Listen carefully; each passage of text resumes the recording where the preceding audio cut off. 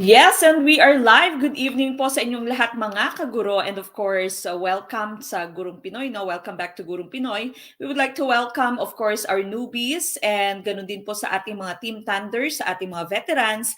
Welcome back po.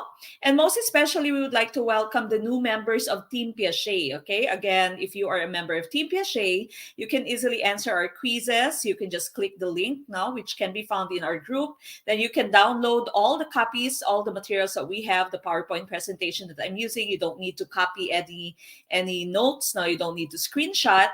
And of course, you can enjoy your free pre-board and your free final coaching. Kanina and also tomorrow and in the following weekends, no, wala po tayong quizzes dahil ang ating discussion is a continuation of our discussion from your pre-board. No? So ngayon po, ngayong gabi this is just a continuation of your pre-board.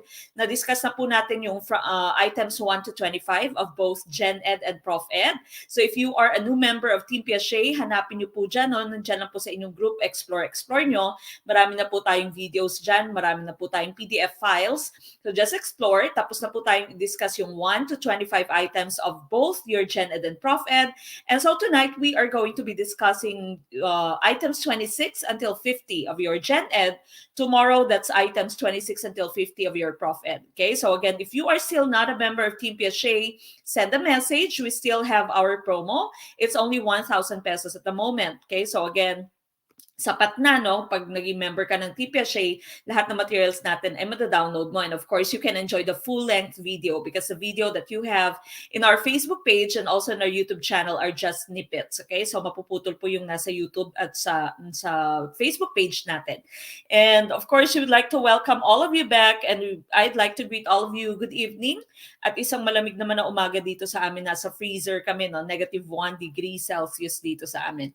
Okay? Now, again, as I've mentioned, this is general education. We are going to continue with your general education pre-board. These are items 26 until 50. Items 21, 1 until 25 have already been discussed. So hanapin niyo po yung files at yung video na nandyan na po sa ating Team Piaget na group.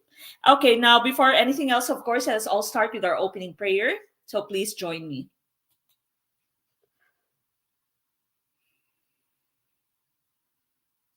We thank you for this new day, Lord.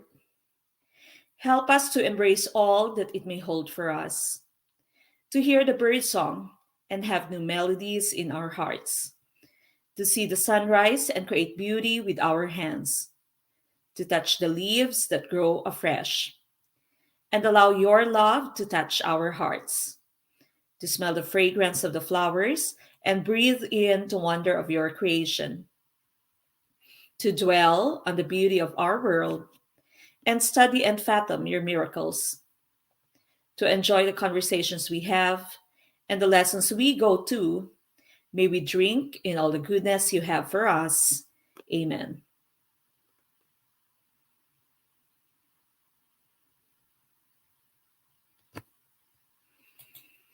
Okay, so again, as I've mentioned, this is general education items 26 until 50 as part of the pre-board of the members of our Team Piaget. So as I repeat, if you are still not a member of Team Piaget, just send a message to our Facebook page, that's Gurong Pinoy, so that you can still become a member. There is still a promo, that's until tomorrow. Our promo is just 1,000 pesos for Team Piaget's membership.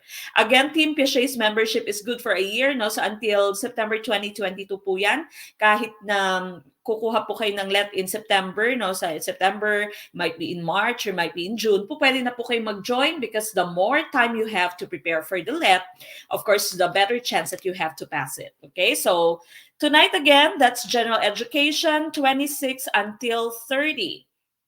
Sa mga kukuha ng let on January 30, good luck, malapit na, no? And so by the time matatapos na natin itong discussion natin ng pre-board, another thing, marami po tayong videos na nasa YouTube channel natin, especially sa ating live stream. There's so many videos there, balikan niyo po yung lahat, no? General education, professional education, basta i-type niyo Gurong Pinoy, let, marami po tayong videos dyan. Okay, we start with question number 1. All right, so number 26. I mean, no, so as I've mentioned, 26 to 50 pala to. Okay, so question number 26. This is part of math. The approximate shape of a tennis ball is it letter A, circle, letter B, cone, letter C, cylinder, or letter D, sphere? Okay, which one is your choice for number 26? Number 26. Ano po ang inyong sagot, no? So again, we start with number 26 because this is a continuation of the discussion for pre-board. Natapos na po natin yung 1 to 25. Okay, I see D's in our chat box. Okay, some more answers, please. Okay, some more answers for number 26. Approximate shape of a tennis ball. Okay, tennis ball po. Anong ating sagot? May D. Karamihan ay D. Okay, please do like this video and share this video sa mga nanonood sa atin, no? Okay, approximate shape of a tennis ball is, the correct choice here, of course, would be letter D. That's a sphere. Okay, so sphere is the correct choice. A sphere, from Greek sphaira or globe or ball, is a geometrical object that is a three-dimensional analog to a circle in two-dimensional space. Okay, so that means yung circle mo is very similar to your sphere. The only difference is that a circle is two-dimensional, no? So flat siya, while your sphere is 3D. So, of course, your tennis ball is not flat. It is considered a sphere. Ganon din yung ating globe, no? Yung globe, yung world, yung earth, many different other planets are considered to be spherical in shape. Okay, so letter D, sphere, is the correct choice. Number 26, first item, tumpak ba or ligwak?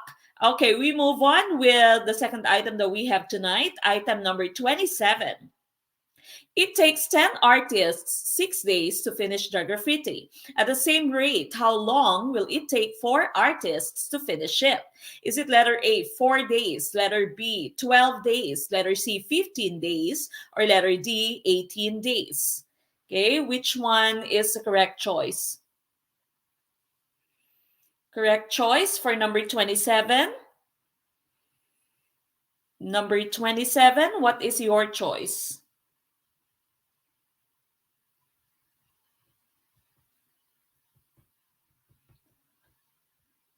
Uh-huh.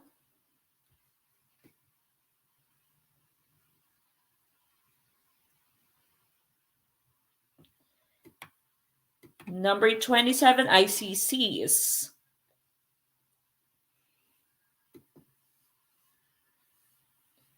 Okay, basahin na natin. Merong message si President Loreto Agbayani Balikaw Jr. Of course, already an LPT, no? Dati nating member. Na-miss ko ang Guru Pinoy. Happy New Year, Mamek. Thank you dahil sa inyo. Mag-oath taking na ako sa January 12. Congratulations again. Birthday yan ni Sir Migs. Advance happy birthday, Sir Migs, January 12. Okay, congratulations sa ating mga LPT na, no? And of course, balik-balik lang dito sa Gurong Pinoy. Okay, what is your choice? I see a lot of letter C's. Okay, letter C's. C for cute ako, sabi ni Ma'am Tin Acabo. Okay, so again, you have 10 artists. Kung meron kang 10 artist, no, matatapos nila yung graffiti in just 6 days. At the same rate, sa ganun pa rin kabilis, no, na paggawa, how long will it take 4 artists to finish it? Okay, now, we all know that this is an inverse proportion, no? So hindi siya direct proportion. When you say direct proportion kasi, as one quantity increases, the other one would also increase. In this case right here, you have an inverse proportion. Habang mas marami kang trabahador, mas maiksi yung oras na igugugol nila para matapos yung trabaho, no? So kung konti lang yung trabahador mo, mas mahaba yung oras. So inverse proportion yung tinatawag natin. And so what we do here is we write artists and days in 2 different columns. Okay? So ito lang po yung gagawin nyo, no? So artists in days in 2 columns. If you have 10 artists, they can finish it in 6 days. Now, if you have just 4 artists, how long can they finish the task? And what you do here is you simply multiply 10 by 6 and you divide that by 4. Okay, so multiply 10 by 6 and divide the product by 4, and your answer would be 15 days. So the correct choice here is letter C. 15 days is the correct choice for item number 27. Okay, so number 27, uh-huh, it's letter C. Okay, number 28. Which of the following is divisible by 3? Is it letter A, B, C, or D?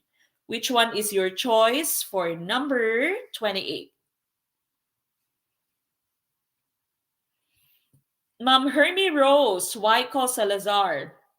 Hello, Mamek. Nakikireview pa rin po ako kahit na nakapasa na ako. Nakapasa na po ako sa first batch. Maraming salamat po sa Gurong Pinoy. Every time naririnig ko boses mo, Ma'am Mek, naalala ko talaga ang feeling na kinakabahan at the same time excited. Good luck sa mga kukuha na. Congratulations, Ma'am Hermie Rose Waiko Salazar, LPT. Okay, so mga mag-oath taking na sila online. Online yata yung oath taking, no, sa January 12. Congratulations sa lahat ng ating mga LPTs and of course sa mga susunod nating LPTs sa January batch. Okay, second batch na. Okay, what is your choice for number 28? Which one is divisible by 3? Which of our choices here is divisible by 3? Assalamualaikum, Ma'am Sandra Makasilang. Again, sa lahat ng mga Muslim brothers and sisters natin, assalamualaikum po. Happy watching. Okay, iba't iba ang inyong sagot for number 28. May A, B, C, D, kompleto.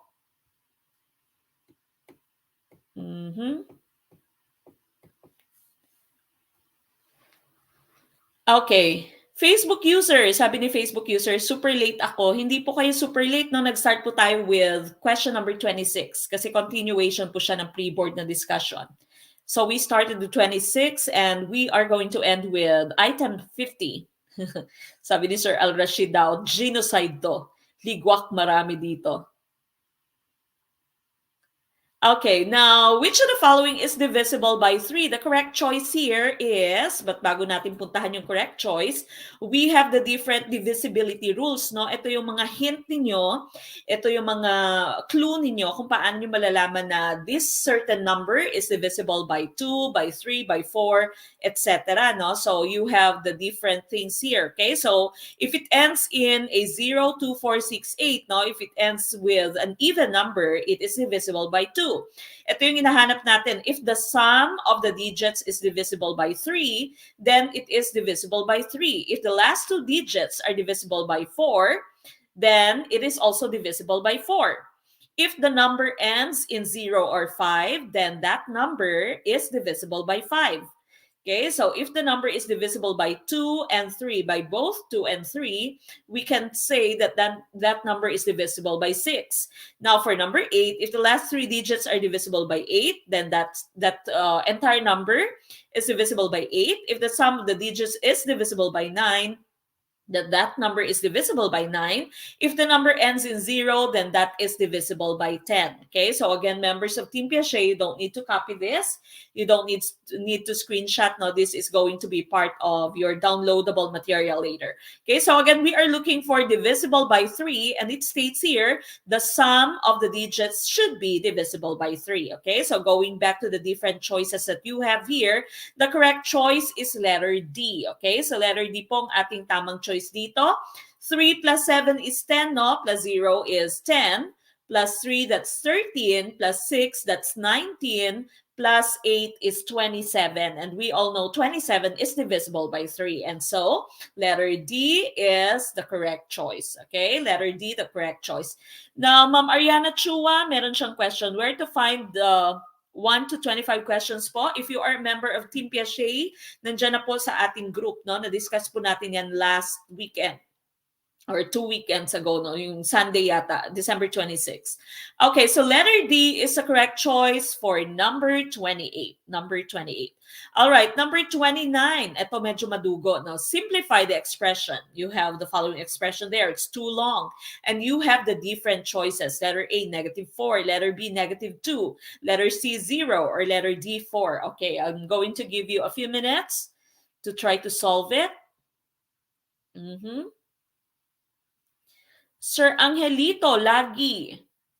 Hello po, Ma'am Mek. Third year pa lang po ako pero nais ko na pong simulan ang pagre-review. Sabi mo nga po, kung mas mahabang preparation, mas malaki ang chance na papasa. Malapit nang gumraduate si Sir, no? Third year pa lang siya. Third year in college and of course, he is already trying to prepare for his LET, no? Maagang mag-prepare si Sir. Very good.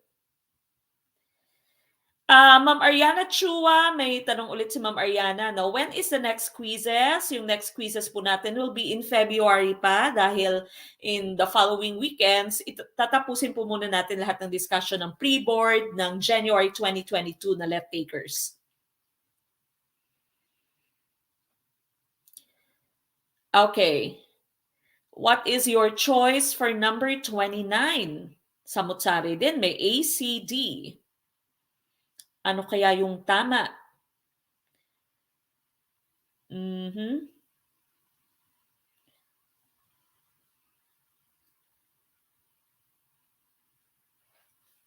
Okay, Ma'am Marina Balakit. Good evening, Ma'am Mek. Second batch sana.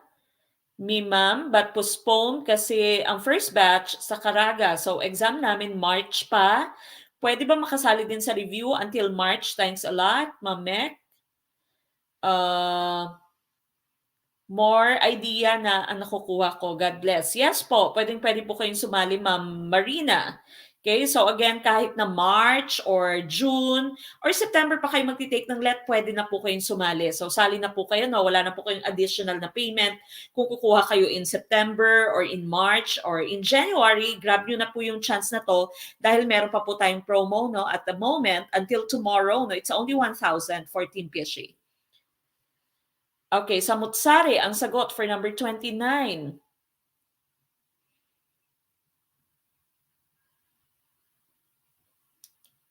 All right, going back to the question that we have here.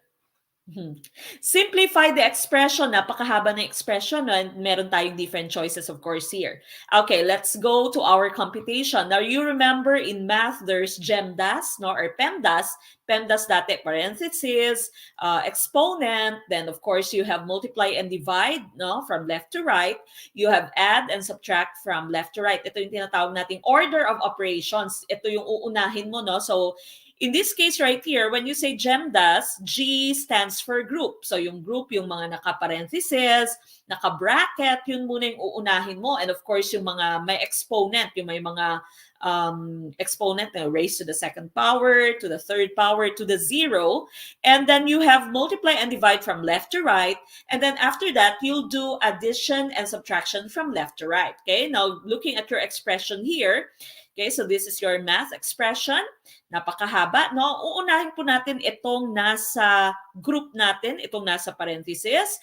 And of course, uunahin din natin itong mga may exponent, no? Ito po ay 2 times 2, no? So 2 times 2 po yan, hindi po siya 2.2. Okay, so this is 2 times 2 raised to the second power plus 5 raised to the 0. Okay, so doing that computation, now you have 4 minus 2. Uunahin natin dito yung ating multiplication, of course. Okay, so 2 times 3, that would give us 6. Then you have 4 minus 6. And so, of course, you have minus 2 sa iyong parenthesis. Okay, now going to this side of your expression here, you have 2 raised to the second power. That will give you 4. And you have 5 raised to 0. Now, as you all know, any number raised to 0, your answer is 1. Okay? Tandaan po yan. Any number raised to 0, your answer there would be 1. Kahit na 1 million raised to 0, lumalabas din po itong item sa LET, no? 1 million raised to 0, 1,000 raised to 0, 500 raised to 0. Any number raised to 0, your answer would be 1. Okay, so we simplified this expression right here that we find inside the parenthesis. So again, we did multiplication first. 2 times 3, that's 6. So you have 4 minus 6 giving you negative 2. Then you also simplified this one right here. No? 2 raised to the second power, that gives you 4 plus 5 raised to 0, that would give you 1. Okay, then we proceed with the rest of our expression. Okay, so we proceed, that would be 2 minus 3 minus 2. We simply simplified this part right here, no? So 3 plus negative 2, that would give you 3 minus 2 divided by 2 multiplied by 4 plus 1 multiplied by 3 minus 4 divided by 2. So ito na yung ating expression ngayon. No? Pagkatapos nating i-simplify yung parte na to dito. Okay? And so we proceed with our computation. Okay? So we proceed with this part right here. Nasa group natin, nasa bracket natin. No? And so again, remember, imbis na unahin mo yung add and subtract, uunahin mo muna yung multiply and divide. That's from left to right.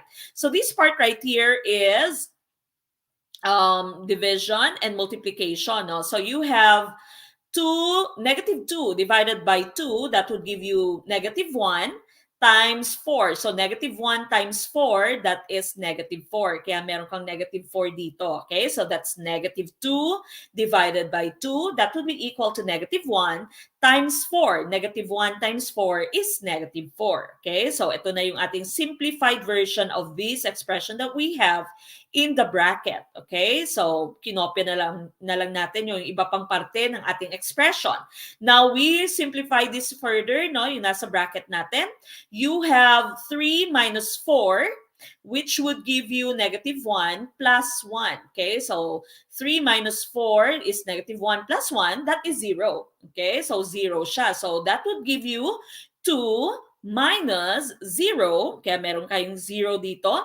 Multiplied by 3 minus 4 divided by 2. Okay, so ito na yung ating expression at the moment. Okay, now we proceed. 2 minus 0 multiplied by 3 minus 4 divided by 2. 0 times 3, 0 times 3, of course, that would give us 0. And negative 4 divided by 2 is negative 2. Okay, so now simplifying your expression, you have 2 minus 0 minus 2. And so the correct choice here, your final answer, is just 0. Okay, so 2 minus 0 is 2 minus 2, that is going to give you 0. Okay, so correct choice is letter C, it's 0. Ubus na lahat ng cells. Okay, so letter C, 0 is the correct choice for this item. Okay, so number 29, 0 po ang ating tamang choice. So again, if you are a member of Team Piaget, balikan lang po ito later, no? So nandito po yung ating computation. So again, just follow your order of operations here, group, then exponent. Multiply and divide from left to right, and add and subtract from left to right. The correct choice is letter C for number 29. Yehey, chamba, sabi ni Facebook user. Okay, we move on with question number 30. Okay, in this case right here, you are going to divide this equation by this factor, no? By this terms. Okay, so which one do you think is the correct choice? Letter A, negative x plus 3. Letter B, negative 4x minus 3. Letter C, x plus 3. Or letter D, 4x minus 3. Haba ng solution, 0 lang pala, no? Parang pinaasa ka lang, parang sa pag-ibig. Parang siya. Ang haba ng chika niya, tapos paaasahin ka lang pala, no? Hindi din pala magbubunga. Nakaka-disappoint, no?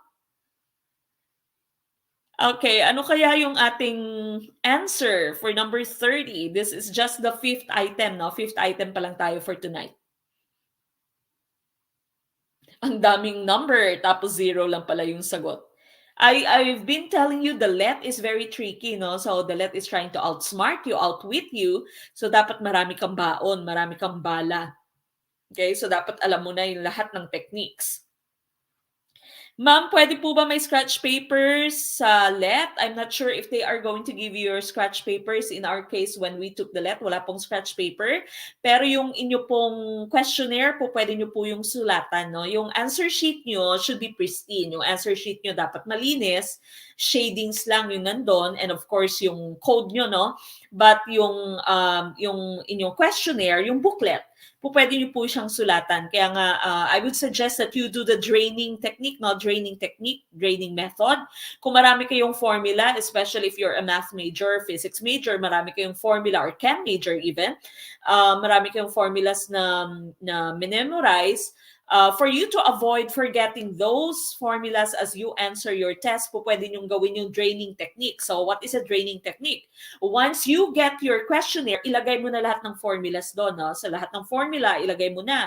If it's in Prof Ed and you tend to forget Bloom's taxonomy, for example, ilagay mo na yung levels of Bloom's taxonomy or levels of psychomotor domain, for example. Okay, so draining method po pwede po yon.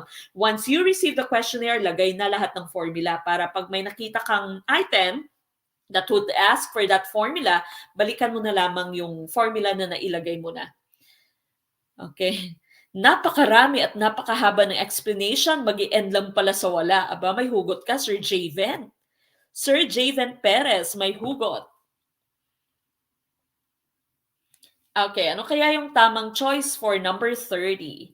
Okay, so again, yung goal natin dito, of course, is to isolate this, no, as part of this expression right here, as a factor of this expression para ma-cancel natin siya, no? If it is in the numerator, and of course, this will be your denominator here because this is division, then you will be able to cancel it and you will be able to simplify the expression. Okay, so what we do is we get the factors of negative 20x squared plus 43x minus 21, and we make sure that one of the factors should be negative 5x plus 7 para ma-cancel natin siya, no?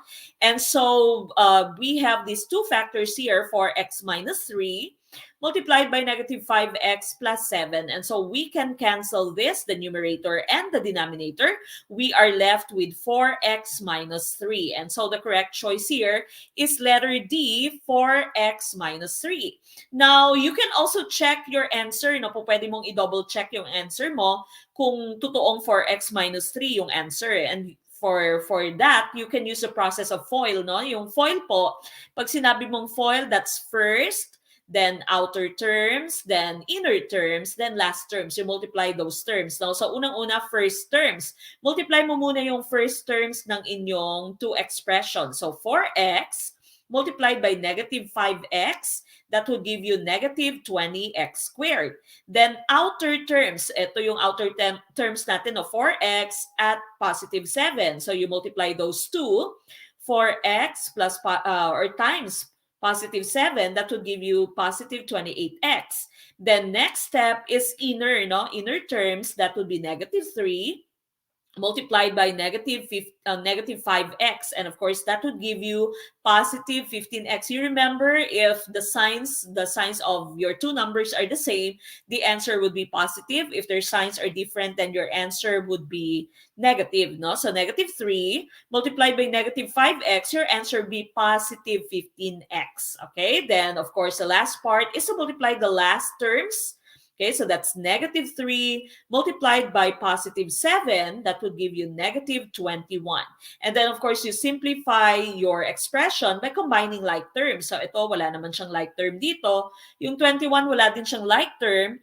And so you combine 28x by plus 15x. That will give you plus 43x. Okay, so as you can see, parehas siya ng first expression mo dito. So that means your answer of 4x minus 3 is correct. Okay, so tumpak. Okay, so letter D, 4x minus 3 is our choice. And I'm pretty sure, no, yung mga math majors natin, may kanya-kanya silang, may mga techniques sila, no, kung paano nila makuha ito. I'm not a math major, I'm a bio major. So usually what I do would be trial and error or logic, no? So gamitin mo lang yung logic and you use all the techniques that you've learned in your different math classes, no, from elementary until college. Okay, but here, letter D is tumpak. Okay, so tumpak ang letter D. All right, number 31. How many 25 cm or 25 centimeter ribbons can be cut from a 50 decameter ribbon? Decameter po ito, ha? 50 dam ribbon. Is it letter A, 200, letter B, 1,000, letter C, 2,000, or letter D, 10,000? What is your choice for number 31? Kinakalawang na ang utak ko sa math, sabi ni Sir Jaren. Wala pong choice, no? Dapat medyo hasain, patulisin, no, yung utak natin dahil kailangan for your upcoming lab.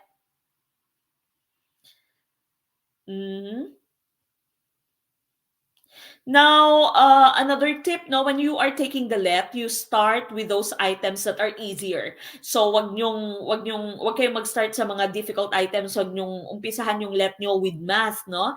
So, una-una, once you have received your booklet, yung booklet nyo, tingnan nyo, no, yung number of items, kung kompleto, tingnan nyo yung number of pages, kung kompleto, kung may kulang, kung may nawawalang pages, sabihin nyo sa inyong proctor, no? Sabihin nyo, may pages po na nawawala, please change my booklet.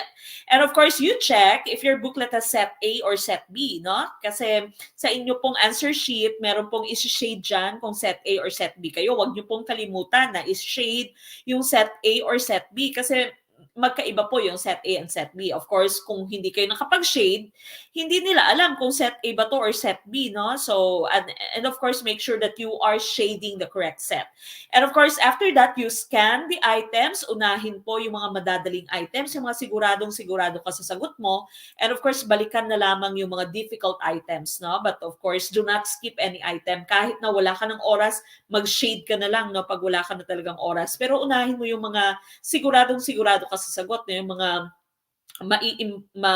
masisave mo na talagang scores mo, yung points mo na talaga kasi alam mo na ito yung sagot. Balikan mo na lamang yung mga mahihirap. Okay, so how many 25 centimeter ribbons can be cut from a 50 decameter ribbon? Okay, your choices are letter A, 200, letter B, 1,000, letter C, 2,000, or letter D, 10,000. Okay, what do you think is the correct choice?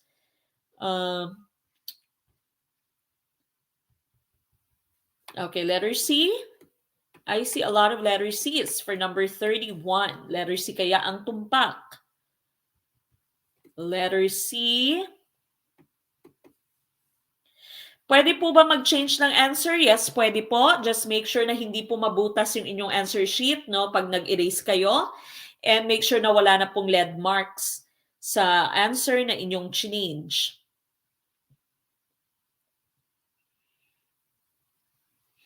Okay, now we go to our calculation here. Now, you remember we have this mnemonics. No? Meron tayong mnemonics na ganito, makinig. King Henry died by drinking chocolate milk. And of course, by here stands for the base. Ito po yung ating base unit. Alam mo yung base unit mo, kung yung unit niya ay isang letter lamang. For example, meter, gram, liter, second. No? So, M lamang or L lamang for your liter or S lamang for your second, no? That's a base unit. Now, going to the left, ito yung mga units natin na mas malaki kaysa sa ating base unit. King here stands for kilo. Okay, so this is kilo. Henry is hecto. Died is deca. This is deca. Do not confuse it with the other D, which is deci. Okay, so this one right here is deci. Ito mga units naman to the right of your base unit, these are smaller units. Okay, so mas maliliit silang units. So this one right here is deci. This is centi. Okay, so chocolate's letter C is centi. Then you have milli. Okay, so milk here is milli. So again, your mnemonic is King Henry died by drinking chocolate milk. Kilo, hecto, deca, base unit, yung wala pong prefix, deci. Okay, so again, do not confuse deca from deci. Then you have centi and milli. Okay? Now, what you do, dito po, hindi po natin ma-divide, no? We cannot divide 25 by 50 directly because they do not have the same unit. Okay? They do not have the same unit. So what we do is we convert one of them, no? Po pwedeng yung 25 cm mo i-convert mo into decameter, or po pwede din yung decameter mo i-convert mo into centimeter. So what we do here is we converted deca into cm, no? So from deca is right here.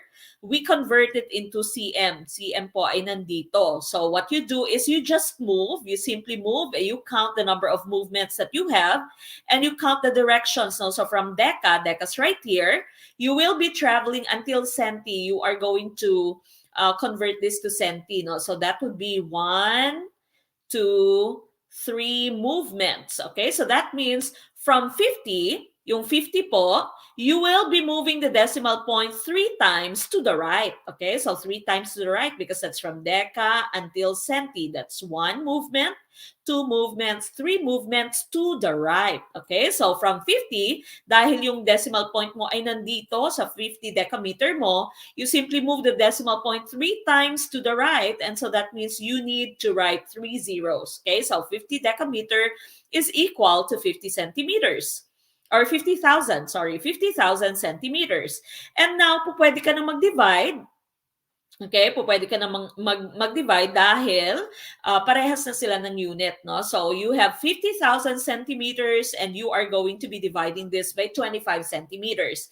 And so the correct choice here is letter C, 2,000 centimeters. Okay, so 2,000 centimeters is the correct choice. You have 50,000 centimeters divided by 25 centimeters. That's going to give us letter C, 2,000 centimeters. Okay, so 2,000 centimeters po ang ating tumpak na sagot or tumpak na choice for number 31. Okay, so again, we have a separate video on this. No, meron po tayong separate video on how to use this mnemonic na sa YouTube po natin. So again, no, pag kakawatch nyo pa lamang sa Gurong Pinoy, there's so many videos on our YouTube channel. Puntahan nyo po lahat ng videos natin sa YouTube channel. Yung meron po ako mga ibang nagme-message sa akin na nanonood lamang ng mga video sa YouTube at nakapasa ng LEP. Okay, so but of course, if you can become a member of Team Piaget, I would strongly advise that because of course you can easily download all these materials. Okay, number 32. A card will be randomly picked from a standard deck. What is the probability of drawing a red queen? Is it letter A, 1 over 13, letter B, 1 over 26, letter C, 1 over 56, or letter D, 0? Okay, what's your choice for number 32?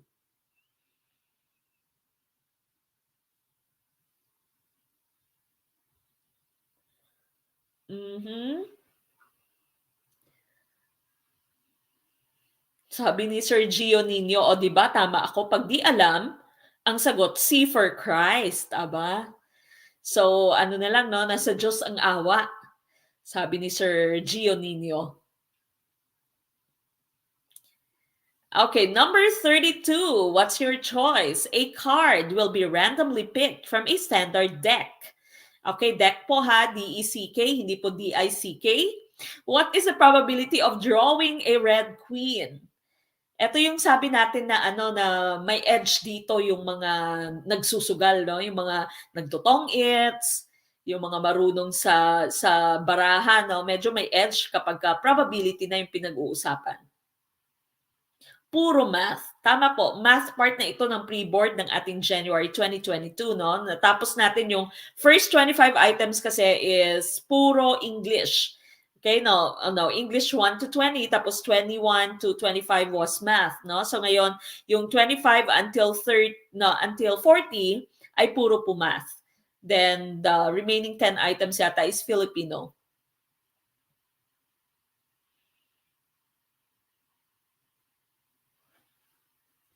Wow, si Ma'am Rachel. Rachel Anpayumo, LPT na din. Road to being an LPT. Number 1, prayer. Number 2, inspiration. Number 3, choose Gurong Pinoy Review Center. Number 4, hard work and perseverance. September 2021, LPT. Tatak Gurong Pinoy. Thank you, Ma'am Mek. Congratulations, Ma'am Rachel Anpayumo.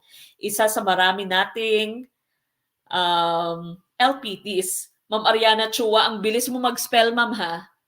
Mahirap yung D-I-C-K, sabi ni Ma'am. Okay. Paano po yung tamang shading? Sabi ni Ma'am Jessil Parmosa II.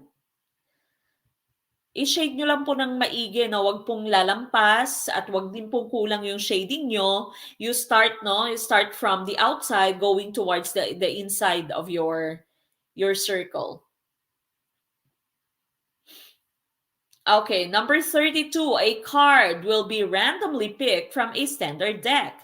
What is the probability of drawing a red queen? Okay, now, Probability, of course, your formula for this is number of favorable outcomes, no, yung drawing a red queen, divided by the number of total possible outcomes. Now, ano ba yung possible outcomes mo if you have a standard deck?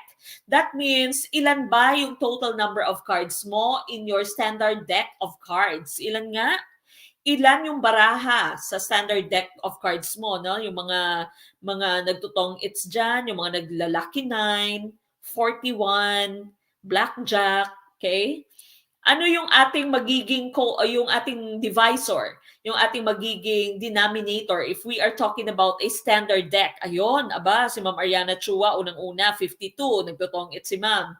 Si Ma'am Montalvo Donna, ganun din, 52, no? So, depende po yung inyong magiging denominator, depende sa given dito. Okay, so again, inuulit ko ito lagi, no? Pag standard deck of cards, makinig, yung inyo pong denominator will be 52. Pag sinabing red cards, no, from the set of red cards, pag red cards lamang, of course, that would just be 26, no? So half lamang ng standard deck mo.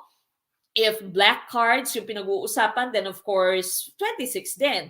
If yung inyong given or inyong problem is talking about a die, no? A die, isang die lamang, your denominator would be 6. If it is talking about a pair of dice, then the denominator would be 36. Okay? So, tandaan po, no? Die, denominator is 6. A pair of dice, dalawang dice, denominator would be 36. Standard deck of cards, denominator would be 52. Okay, so 52, alam nyo yan, no? So 13 na malunggay, 13 na spade, no? 13 na diamond, and 13 na heart, no? So i-add mo silang lahat, you have 52 cards in your standard deck. And so here, your denominator would be 52. And the probability is, we are looking for the probability of drawing a red queen. Ilan ba yung red queen sa standard deck of cards? Okay, so ilan ba yung red queen? Red queen, 4 yung queens mo sa standard deck of cards, pero yung dalawa sa kanila ay itim, di ba? Yung dalawa is, yung isa ay malunggay, yung isa ay spade, no? Pakang sa amin, in Iloilo. And of course, yung dalawang red queens mo are your diamond and your heart queens. Okay, so that means dalawa lamang. So your expression would be 2 divided by 52, 2 red queens divided by the total deck of cards, which is 52. And you can simplify this by dividing your numerator and your denominator by 2. And that would give you your final choice, which is 1 over 26. That means correct choice here is letter B, 1 over 26. Magic trick lang alam ko sa card, sabi ni Sir Al-Rashid. Okay, so 1 over 26 is the correct choice. Number 33, ayan, 2 dice. Sinabi ko na kanina, no, kung ano yung magiging denominator nyo if you are given 2 dice sa inyong question. 2 dice are rolled. What is the probability that the results are the same? Okay? I-apply nyo na kung ano yung natutunan nyo. Sir Dustin Agsalod, isa na ring LPT si Sir Dustin, no? Basahin muna natin yung comment ni Sir Dustin. Hello, Ma'am Mek, support and choose Gurong Pinoy. Mag-enroll sa Gurong Pinoy. Ginamit ko lahat ng YouTube LET videos nila. Huwag sana i-postpone ng PRC ang LET this January 2022 dahil sa spread ng Omicron. Stay positive with God's grace, not virus. Stay safe, guys. Stay safe, sabi ni Sir Dustin Agsalod. Of course, also another LPT, no? Another product of Gurong Pinoy. Congratulations. Pakang din sa Cebuano, no? Alam na alam yung mga laki sa baraha. Okay? Sabi kasi ng tatay ko, pag marunong ka daw magsugal, well, I will not advise, no, na turuan nyo yung mga anak nyo magsugal, o yung mga kapatid nyo, pamangkin nyo. Pero sabi ng tatay ko, while growing up, sabi ng tatay ko, pag marunong ka magsugal ay wais ka. Magiging wais ka sa buhay. Magiging marunong kang dumiskarte. Kaya ako talaga laki ako sa sugal, no? Pero hindi naman ako naging sugarol. But while I was growing up, nasa elementary pa lamang ako, sinasama ako ng tatay ko at pinagsusugal niya ako. Okay, so ako yung taga-pinta ng barahan ng tatay ko. So marunong ako lahat, no? Pusoy, pusoy dos, pusoy bahig, no? Yung usual na pusoy, lucky 9, 41, tong its. Okay, so medyo naging wais nga ako. Magiging mas madiskarte ka daw kasi sa buhay 'pag marunong kang magsugal, maging mas matapang ka, marunong kang mag-take ng risk, okey, hindi ka takot mag-take ng risk and of course marunong kang dumiskarte, marunong ka din kumilatis. Mabuti na lang naging positive yung effect 'no ng turo ng tatay kong magsugal, mahjong. Okay, what's your choice? Letter D? ID yata, sabi ni Ma'am Richelle Celestial, nag-change ng isip si Ma'am Richelle. Okay, karamihang choice niyo ay letter D. Two dice are rolled. Sinabi natin kanina kapag you have two dice, your denominator is going to be 36. Okay, so 36. What is the probability that the results are the same? Okay, so pag meron kang dalawang dice, pag isa lamang po, your term is a die, no? Die lamang, singular ay die. Okay, so pag isa lamang, die po, again, your denominator will just be 6. There's only 6 possible outcomes. If you have two dice, there's going to be 36 possible outcomes. Now, you are being asked for the probability that the results are the same. So, meron kang dalawang die, pwedeng parehas silang 1-1, parehas silang 2-2, parehas silang 3-3, no? Yung lumabas, 4-4, 5-5, 6-6. So, meron kang ilang possibilities, 1, 2, 3, 4, 5, 6. That would be 6 favorable outcomes, no? Divided by your number of total outcomes, which is 36. So, 6 divided by 36, or 6 over 36, you can simplify this by dividing both your numerator and denominator by their GCF, which is 6. So 6 divided by 6 is 1. 36 divided by 6, of course, that will give you 6. And so the correct choice is letter D, 1/6. Okay, so 1/6 is the correct choice. Tumpak ang 1/6. Number 34. Jim has 5 shirts, 3 shorts, and 2 pairs of shoes. How many outfits can he make? Okay, ano naman ang inyong choice dito? Sabi ni Ma'am Empress Yana Paras. Bakit ganyan ang math? Pag binasa ang hirap, pag in-explain sabay sabing, ganun pala yon. Kaya at least merong, ganun pala yun, no? Meron kang aha. May aha moment ka. That means natututo ka, ma'am. Okay lang yan, no? Okay lang magkamali dito sa ating review. Basta sa final let, no? Sa let nyo, tama na, alam mo na. Okay, so ano kaya ang tamang choice for number 34? Again, please to become a member of Team Piaget kasi mapuputol na po yung inyong video na nasa Gurong Pinoy Facebook page natin at nasa YouTube channel natin. So again, I'd strongly advise na magpa-member na po kayo, no, sa Team Piaget. It's very cheap, it's very easy, it's until September 2022. So especially kapag wala pa po kayong schedule, no, magpa-member na po kayo. Huwag po kayong mag-wait, no? Kung wala pa po kayong schedule, take it as something that is positive. Take it as an advantage. That means mas marami pa kayong chance to review. At habang naghihintay ng schedule ninyo, review po ng review. Huwag niyo pong sayangin yung oras niyo sa kakanood ng kung anik-anik, no? Yung YouTube, na kung anik-anik lang, K-drama, pwede namang manood ng K-drama, pero mag-alat din po, no? At least 2 hours, 3 hours for your review. Okay, so malaking battle po yung kakaharapin nyo, which is the let, no? So mag-prepare po kayo na maigi. Okay, number 34. What is your choice? What do you think is the choice for number 34? Ano kaya yung tamang sagot o yung sagot?